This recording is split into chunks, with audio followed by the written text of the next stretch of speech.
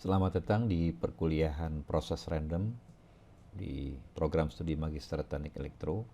Di pertemuan ke-12 ini kita akan membahas tentang salah satu jenis proses random yaitu tipe Bernoulli. Seperti yang telah kita bahas pada bagian sebelumnya bahwa di mata kuliah ini kita akan membahas 3 macam proses random yaitu Bernoulli process, Poisson process, dan Markov chains. Hari ini kita membahas hal-hal penting yang terkait dengan proses random yang mempunyai sifat memoryless dan bekerja dengan discrete time. Jadi masuk kategori pada proses random Bernoulli. Kita perhatikan kejadian berikut ini, yaitu pada proses perhitungan atau counting. Ya, ini kita definisikan dahulu bahwa proses stochastik X dinamakan proses perhitungan jika XT adalah jumlah sesuatu yang dihitung pada saat waktu T.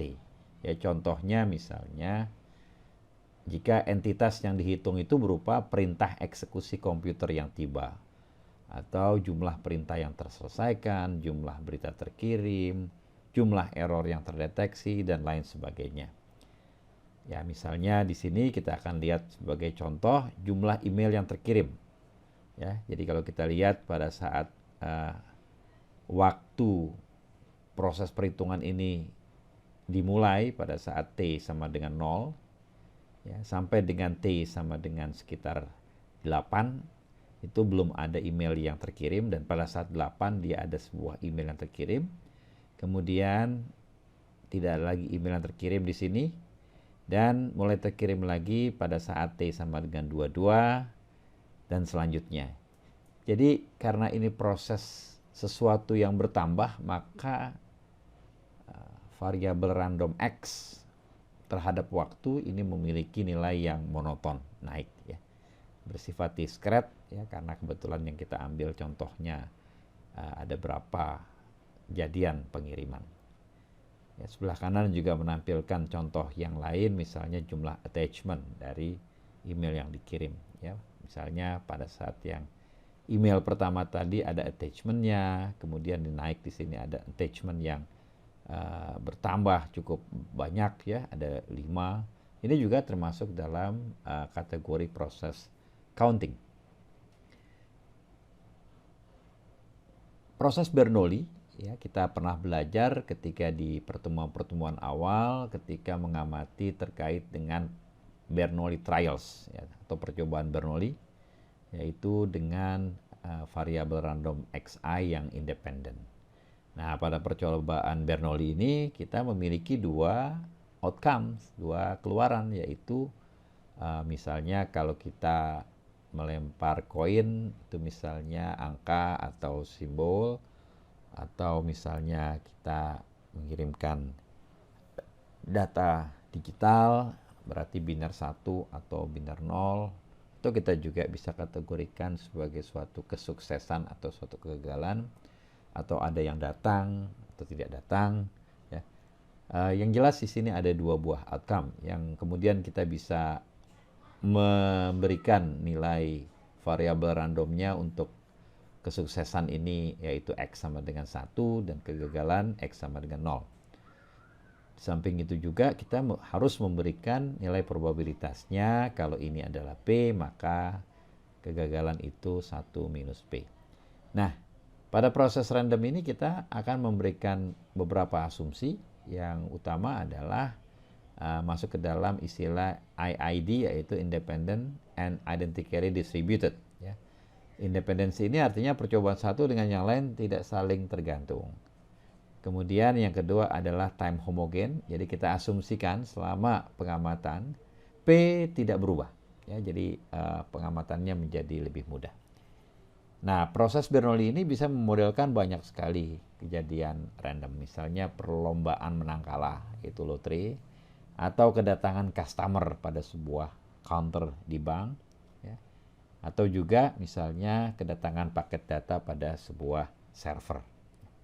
Baik, ini gambar yang menampilkan kepada kita suatu kondisi, ya, Nah, misalnya pengamatannya ini kita lihat di sini di sumbu horizontal berupa F itu kegagalan, failure, dan pada saat di sini ada kesuksesan pertama ya. Nah, di sini jadi pada saat pengamatan sukses yang pertama ini kita ketemu dengan beberapa kegagalan, kemudian sukses pertama.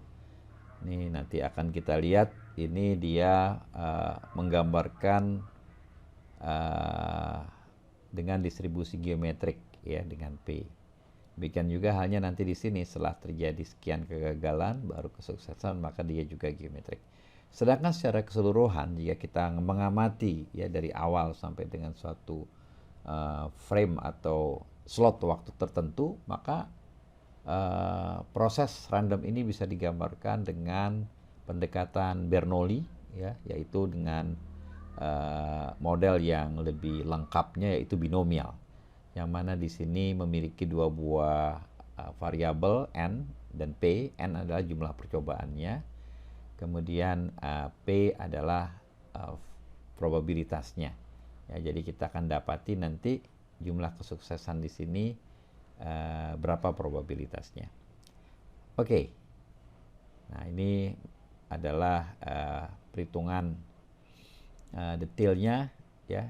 Ya. Jadi pada saat pengamatan proses random ini kita bisa menghitung ya, setelah kita mengetahui PMF-nya, kita bisa menghitung mean value-nya, nilai rata-rata, variance.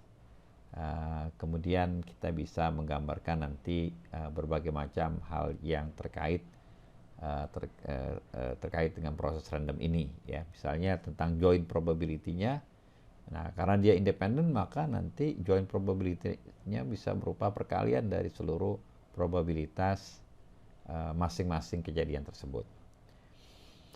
Kita juga bisa mengamati barisan yang atau proses random yang berkembang dengan waktu, misalnya karena ini berupa pelemparan koin atau pengamatan datang tidak datang, maka kita bisa merepresentasikan misalnya pengamatan ini menjadi 0, 1, 1 dan selanjutnya. Dan setiap kita mengamati suatu proses random, maka kita dapatkan hasil ya berupa fungsi waktu ini, sumbu horizontal waktu yang selalu berbeda. Ya, tetapi tetap dia memiliki karakteristik nilai rata-rata varians yang sama. Oke. Nah, jadi ini tadi yang kita bahas ya, jika kita amati eksperimen Bernoulli yang dilakukan berkali-kali dan kita syaratkan misalnya bersifat IID, maka hasilnya bisa dinyatakan dalam bentuk X sama dengan X1 tambah X2 tambah terus tambah XN. Nah, ada dua pengamatan penting yang tadi saya singgung pada grafik yang ditampilkan di slide ke-6, bahwa waktu yang diperlukan untuk menunggu kesuksesan pertama atau kedatangan pertama itu berlaku distribusi geometris. Artinya apa? Artinya jika kedatangannya itu pada saat slot K, maka ada K-1 slot berupa kegagalan.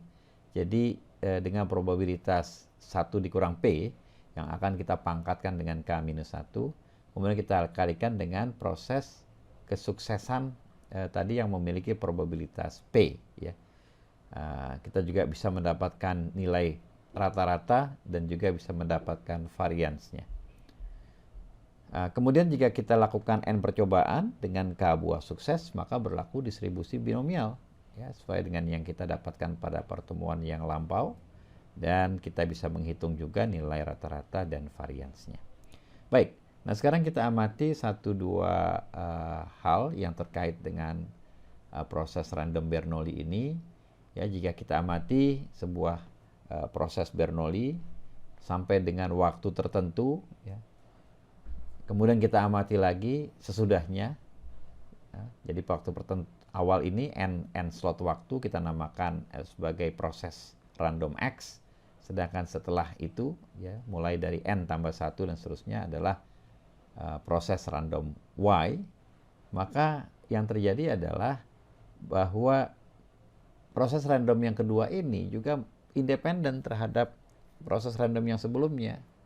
Sehingga kita juga bisa mengatakan bahwa dia ini sebagai proses random Bernoulli. Nah, karena proses Bernoulli Y ini seperti halnya sebuah proses Bernoulli yang diulang kembali, maka kita katakan sebagai fresh start. Ya.